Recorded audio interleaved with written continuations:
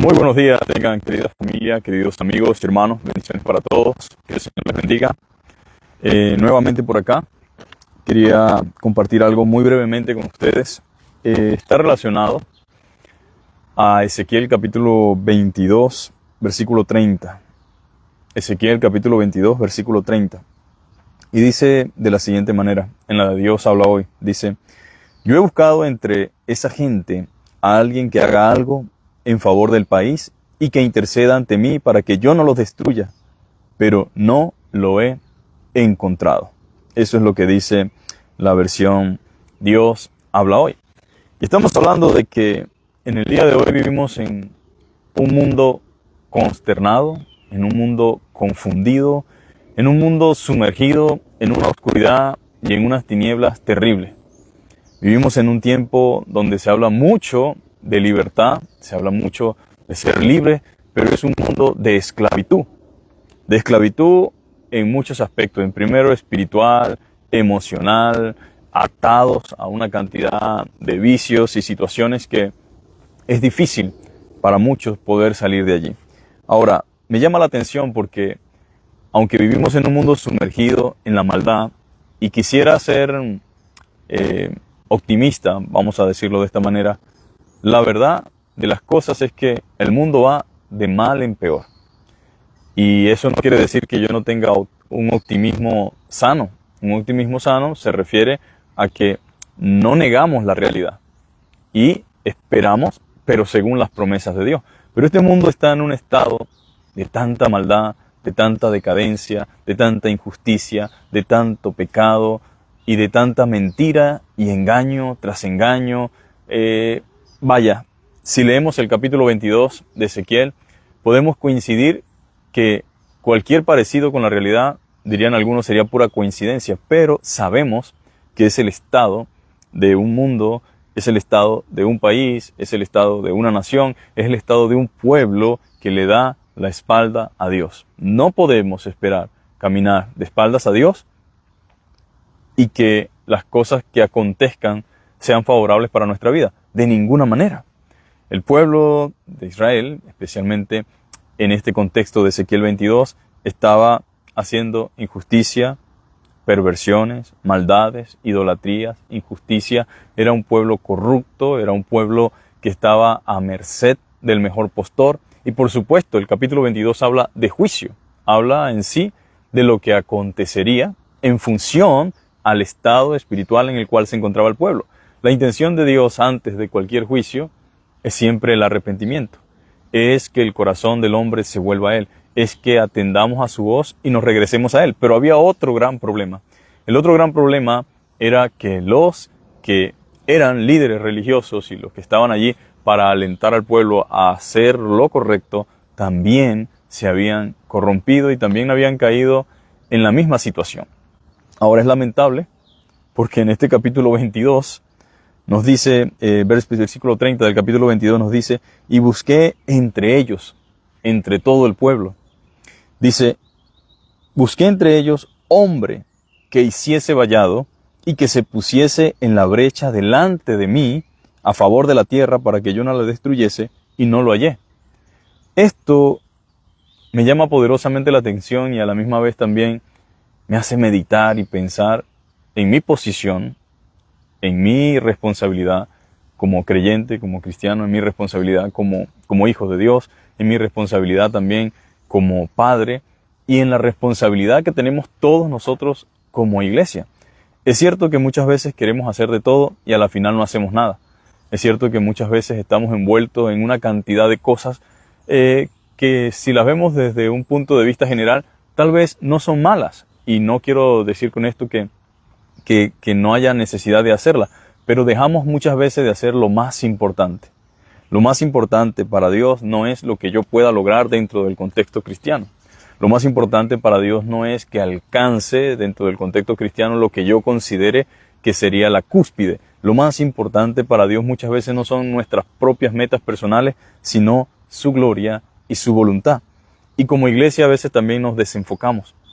Vemos lo que acontece a nuestro alrededor y nos concentramos en nosotros mismos y en los que piensan como nosotros e ignoramos un mundo que está sumergido en la maldad, en el pecado y en la oscuridad.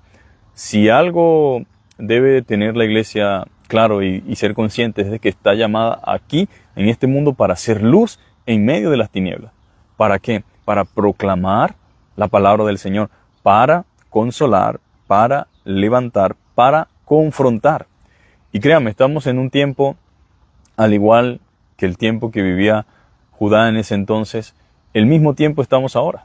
En un tiempo de mentira, donde decir la verdad conlleva rechazo, conlleva sentencia, conlleva ser de una u otra manera apartado, señalado, lleva incluso a tener que pagar muchas veces con la propia vida. Recientemente, una muy triste noticia, Charlie Kirk acaba de ser asesinado por el simple hecho de pensar diferente y de proclamar la verdad. La verdad siempre tiene, mis amados hermanos, consecuencias. No hay forma de ser leal, de ser fiel, de ser firme y de ser claro con la gente y que eso no conlleve consecuencias. Creo que nosotros necesitamos ver las cosas como son. Se cierne sobre este mundo desde hace muchos años, desde hace mucho tiempo, una oscuridad tremenda y terrible y una constante confrontación contra la verdad. Ideologías, criterios, pensamientos que no tienen sustento, que van en contra de la moral, que van en contra de la lógica, que van en contra de la razón, que van en contra de todo principio. Y aún así, pareciera que el mundo está cernido en tanta oscuridad que no puede ver ni siquiera lo que es razonable y lo que es lógico. Entonces, no solamente debemos proclamar la verdad, no solamente debemos perseverar en ella, sino que debemos ponernos en la brecha. Debemos, mis amados hermanos, levantar vallados. Debemos convertirnos en esos hombres que nos ponemos en la brecha, no solamente en un sentido de proclamar, sino de clamar y de orar por nuestras naciones, por nuestros países, por nuestras familias, por nuestras iglesias. La pregunta en esta mañana sería, si Dios está buscando a alguien que se ponga en la brecha, ¿estamos nosotros realmente en la brecha? ¿Estamos nosotros realmente construyendo ese vallado? ¿Estamos nosotros tapando esa grieta? Dios sabía que venía juicio, porque no había otra forma, no había otra manera. Sin embargo, este verso 30 nos dice, busqué entre ellos, como viendo una oportunidad para evitar el juicio sobre Jerusalén, para evitar el juicio sobre Judá. Sin embargo, dice que busqué entre ellos hombre,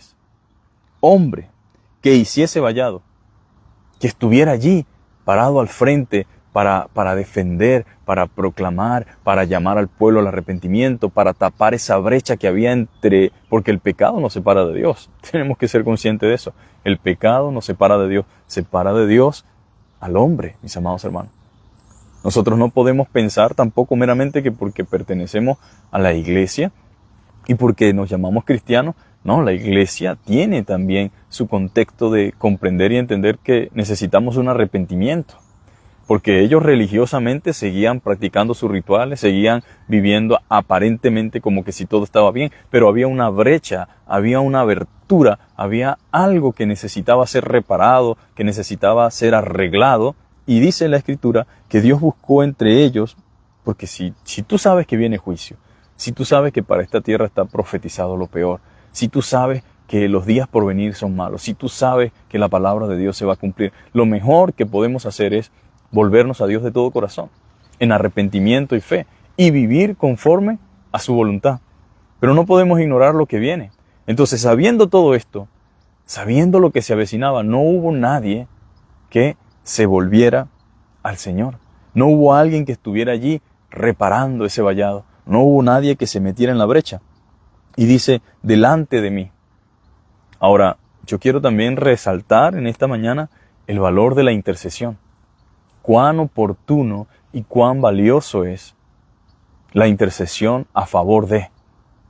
Y yo tengo algo aquí, posiblemente pronto me toque darlo, enseñarlo, pero la oración intercesora es tan necesaria, mis amados hermanos, no solamente por la nación y por los de afuera, sino incluso por los que están dentro y por los que están sirviendo.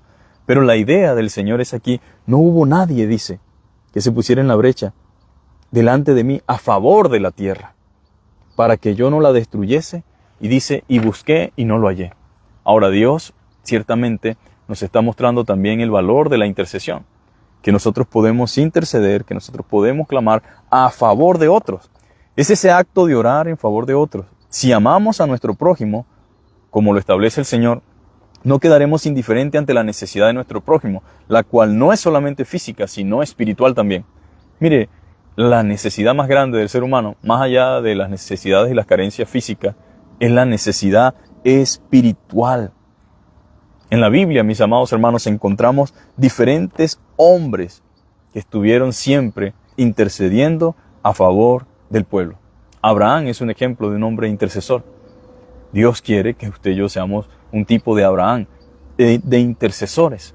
Cómo a pesar de Lot haber estado en una ciudad tan pecaminosa, tan pagana, tan aberrante como la era Sodoma y Gomorra, Dios en su infinita misericordia saca a Lot y a su familia. Simplemente por amor a Abraham y por la intercesión de Abraham. Y sabemos que nosotros no podemos imponerle nada a Dios, pero sí podemos interceder delante de Dios. Es más, es algo agradable delante de Dios. Pero si pudiéramos hablar de Moisés, cuando el pueblo se rebeló, cuando el pueblo estaba haciendo lo incorrecto, él intercedió a favor del pueblo y Dios escuchó la oración. Pudiéramos hablar de Samuel.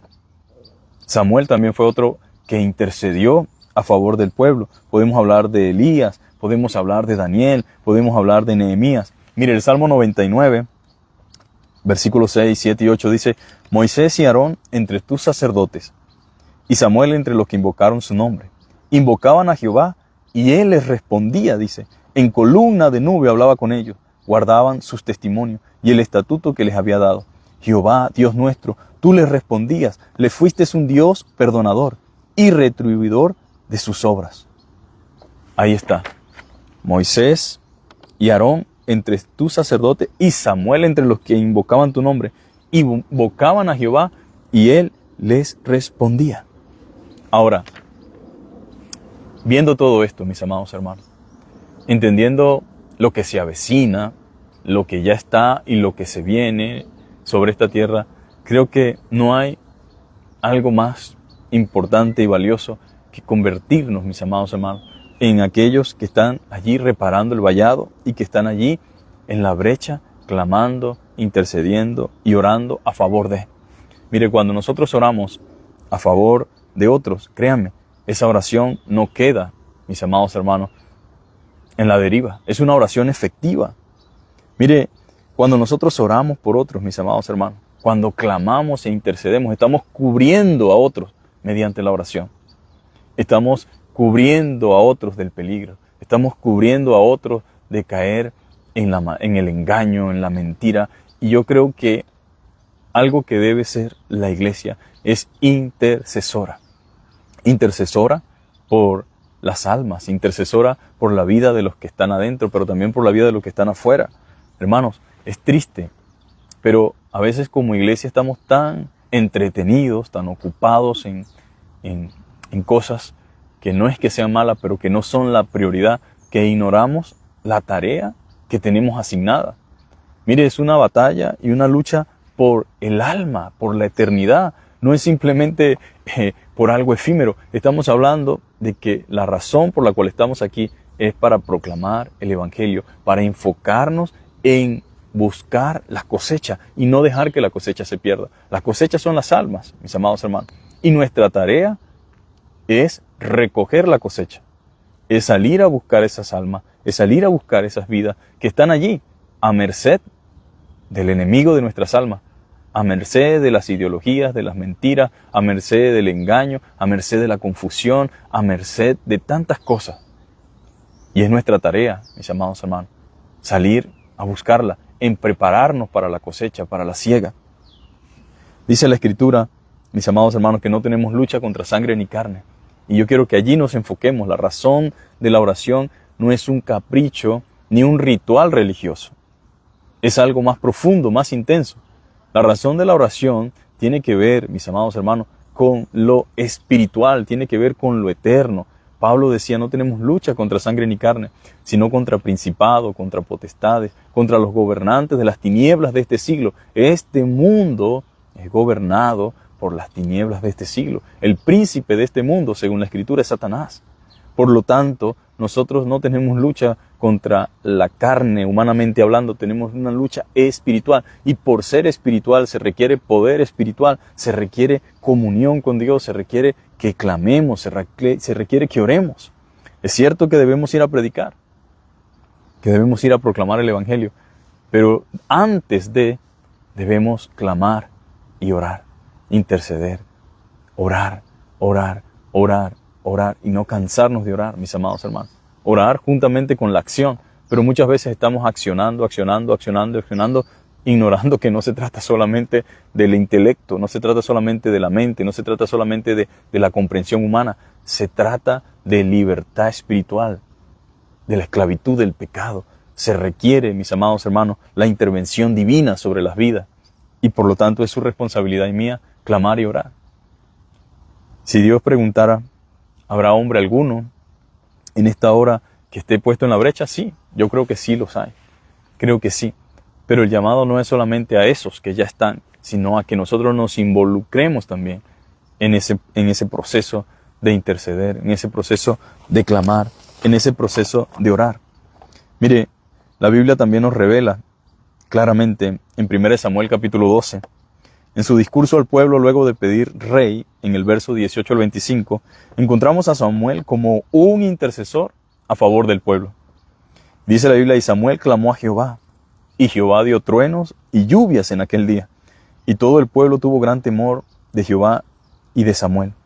Entonces dijo todo el pueblo a Samuel, ruega, dice, por tus siervos a Jehová tu Dios, para que no muramos, porque a todos nuestros pecados hemos añadido este mal de pedir rey para nosotros.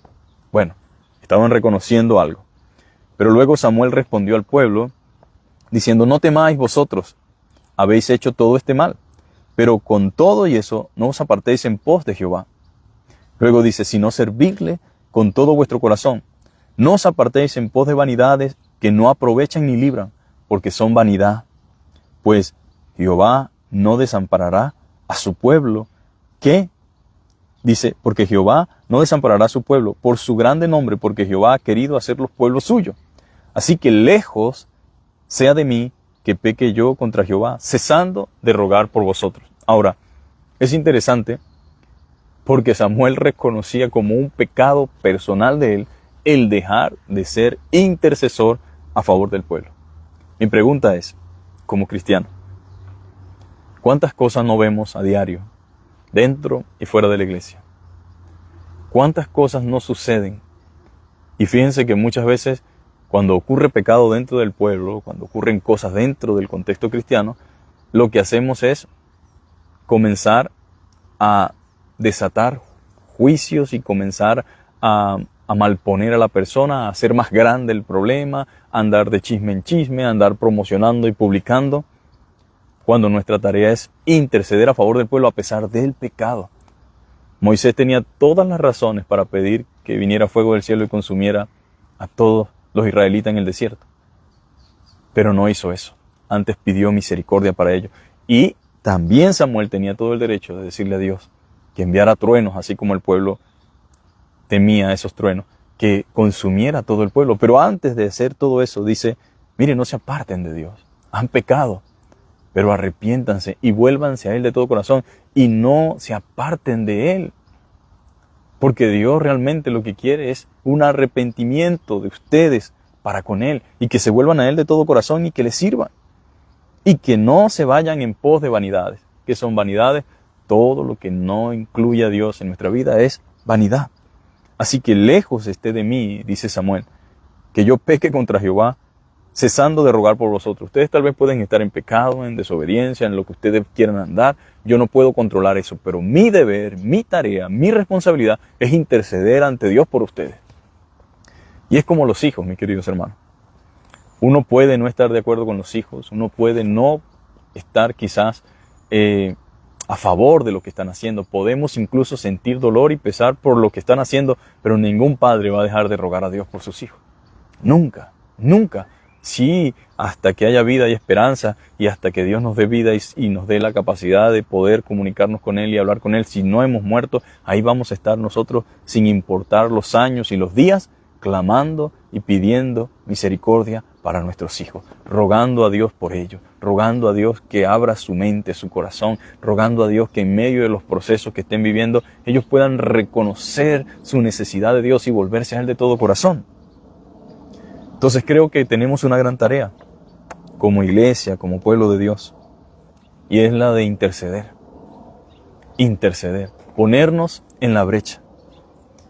Y es tan importante este texto de Ezequiel 22 porque no solamente revela algo, sino que este texto nos dice que Dios buscó un hombre que estuviese en el vallado y que estuviera en la brecha. ¿Y sabe para qué? Para que estuviera delante de mí a favor de la tierra, para que yo no la destruyese. O sea que si hubiese existido alguien que hubiese estado con sinceridad de corazón, clamando a Dios, pidiendo al Señor, rogando por el pueblo y proclamando la verdad al pueblo, Dios hubiese detenido el juicio, mis amados hermanos. Para nadie es un secreto que cuando Nínive iba a ser destruida, Dios envió a Jonás. Y aquí está lo glorioso de esto, mis queridos hermanos. Tal vez algunos dirán, bueno, nos estamos descontextualizando, pero todo está relacionado, mis queridos hermanos, en el contexto bíblico. Y aunque Jonás no quería ir, Jonás fue. ¿Y sabe qué es lo maravilloso de todo esto? Que a pesar de que Nínive iba a ser destruida, cuando fue proclamada la palabra, cuando un hombre se puso en el vallado, cuando un hombre entró en la brecha y proclamó el mensaje, ¿sabe qué? Hasta el rey se arrepintió. Hubo ayuno, hubo cilicio y en vez de juicio hubo bendición. Que después con los años se olvidaron de Dios y hubo consecuencias, sí, pero por lo menos en ese instante, cuando alguien comenzó a hacer lo que correspondía hacer, hubo bendición. Entonces, no dejemos de orar, no dejemos de interceder, no dejemos de clamar. Espiritualmente suceden cosas cuando intercedemos, hermano. Yo no puedo explicar todos los detalles, pero sí sé que cuando Dios dice, busqué un hombre que se pusiera delante de mí a favor del pueblo y no lo hallé para que yo no lo destruyese, me está dando un incentivo a mí de que vale la pena interceder.